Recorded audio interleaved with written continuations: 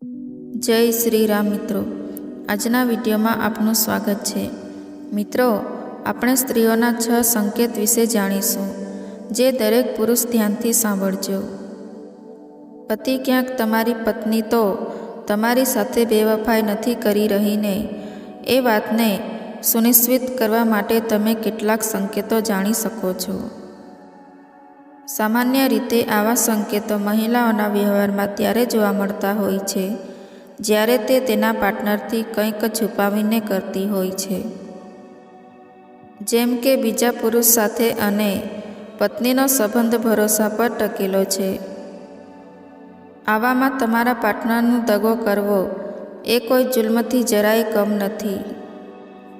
પરંતુ અનેકવાર વ્યક્તિ પોતાના સંબંધમાં ખુશ ન હોય કે તેના પાર્ટનરની અપેક્ષાઓને પૂરી ન કરી શકે, તો કોઈ અન્ય વ્યક્તિ સાથે નિકટતા વધવા લાગે છે. આ પ્રકારના એક્સ્ટ્રા મેરિટલ અફેર ફક્ત પુરુષ જ નહીં પરંતુ સ્ત્રીઓ પણ કરે છે. જો કે અનેક સ્ટડી મુજબ લગ્ન બાદ પતિને દગો આપનારી મહિલાઓની સંખ્યા પત્નીને દગો કરનાર પુરુષોની સરખામણીમાં ઓછી છે. આવામાં ક્યાંક તમારી પત્ની તો તમારી સાથે બેવફાઈ નથી કરી રહીને, એ વાતને સુનિશ્ચિત કરવા માટે તમે કેટલાક સંકેતો જાણી શકો છો.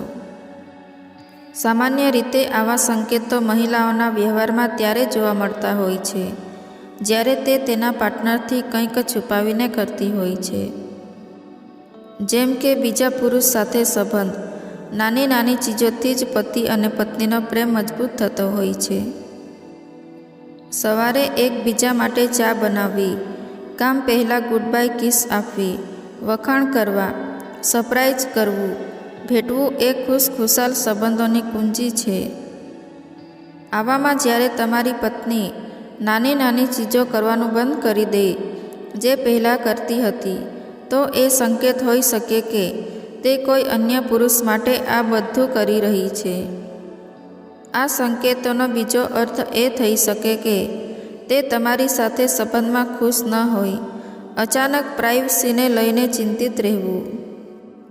જો તમારી પત્ની મોબાઈલ કે લેપટોપ જેવા ગેજેટ્સની પ્રાઇવસીને લઈને વધુ ચિંતિત રહેવા લાગી હોય, તો 99% ચાન્સ છે કે તે દગો કરી રહી છે.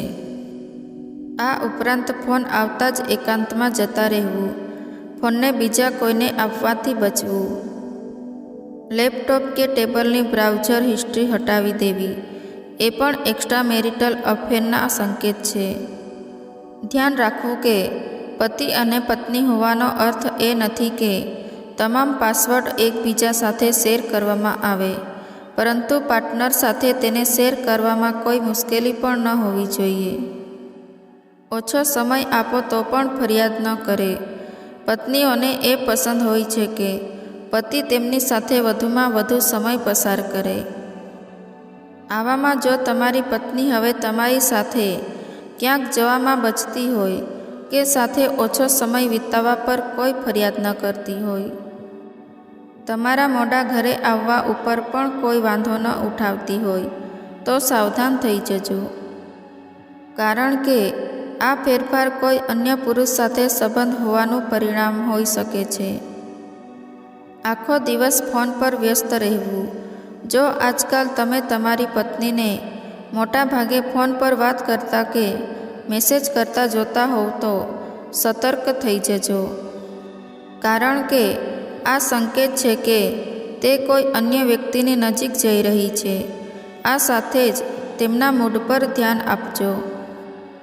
જો તે કોઈ પણ કારણ વગર ખુશ રહેતી હોય કે દુઃખી નજરે ચડે, તો એ વાત પણ પાક્કી કરે છે કે તેનું કોઈ અન્ય પુરુષ સાથે અફેર છે. ઘરથી દૂર રહેવું. જો ઘરથી દૂર જવા માટે નાના મોટા બહાના કાઢવામાં આવતા હોય કે પછી ઓફિસના બહાને વધુ ટાઈમ પત્ની બહાર રહેતી હોય, તો આ તમારા માટે એક ખરાબ સંકેત છે.